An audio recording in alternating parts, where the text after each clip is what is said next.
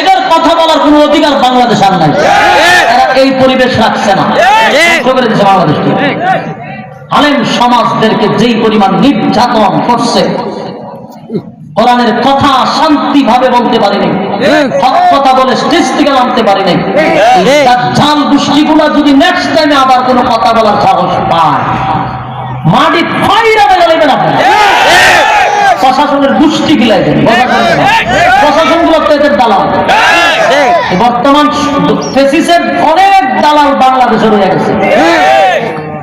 এজন্য আইলে পরে যদি দেখেন ইসলাম বিরোধী কোন কাজে এরা শরীর থাকে, এরা ছিল সবচেয়ে ভয়ঙ্কর। এরা ছিল লাঠিয়াল বাহিনী আওয়ামী লীগের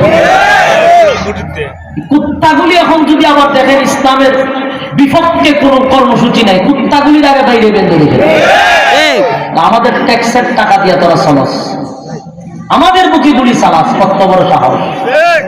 96% মুসলমানের দেশ, এই দেশে আমার মুসলমান বাইরে জয় শ্রীরাম হয়ে জব করে। এই লজ্জা কই রাখবেন, এই শরম কোথায় রাখবেন? আমরা 96%, কিন্তু আমার দেশে আমার মুসলমান ভাই গলার মধ্যে ছুরি লাগা। এরপরে আমরা শান্ত, কারণ আমাদের ধর্মের নাম ইসলাম। আমরা উগ্র নই। আমরা যদি উগ্র থাকতাম এদেশে হিন্দুরা জামায়াত হারাতে থাকতে পারত না।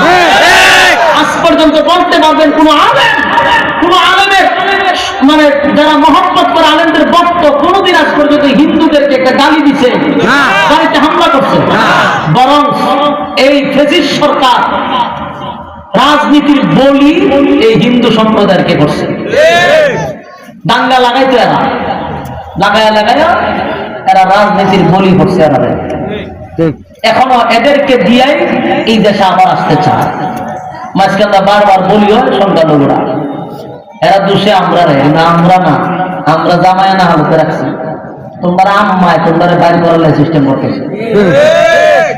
এই জন্য আমার একটাই দাবি, একটাই কথা, ঘুমন্ত ইমান জাগ্রত করে আমার নবীর রুহানি সন্তান হলাম আমরা। আল্লাহ বলেছেন নিচি 60 জন, দিছি কোটি কোটি।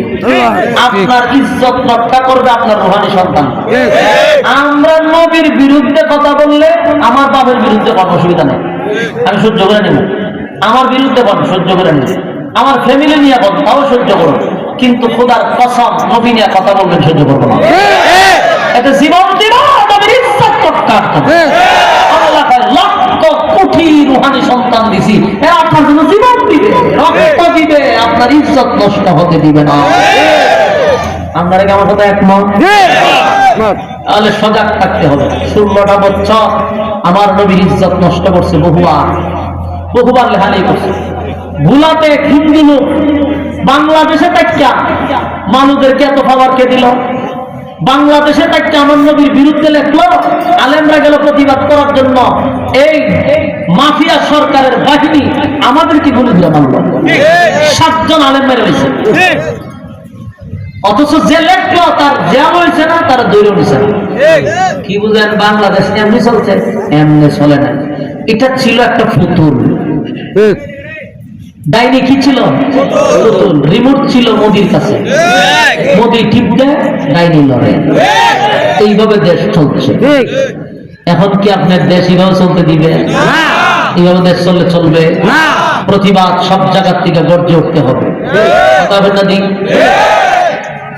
কেউ যদি প্রতিবাদ করে, কেন আপনি কথা বলবেন? ওই সরকারের বিরুদ্ধে কেন কথা বলবেন? সাথে সাথে সরানো শুরু করে দিবে। 16 বছর তারা কি করছে?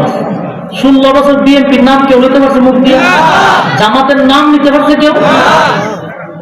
এখন তোদের বিরুদ্ধে বলবো না তো কি করবো? আঙুল চুলবো? যদি হয় কেন সরকারের বিরুদ্ধে বলছেন? জোরদার লইয়া ফিরা শুরু করে কথা না।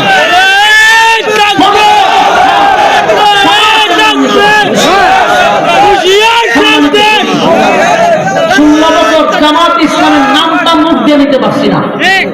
বিএনপি তো দূরের কথা, জামাত ইসলামের একটা দল নাম নিতে পারছি না। কেড়ে রে দেশটা কি তোর বাপে? তোরা দেশ কিনে হয়েছ? তোরার প্রতি দেশ চলবো, আমরা দেশের জনগণ না? আমাদের বাক স্বাধীনতার দরকার নাই?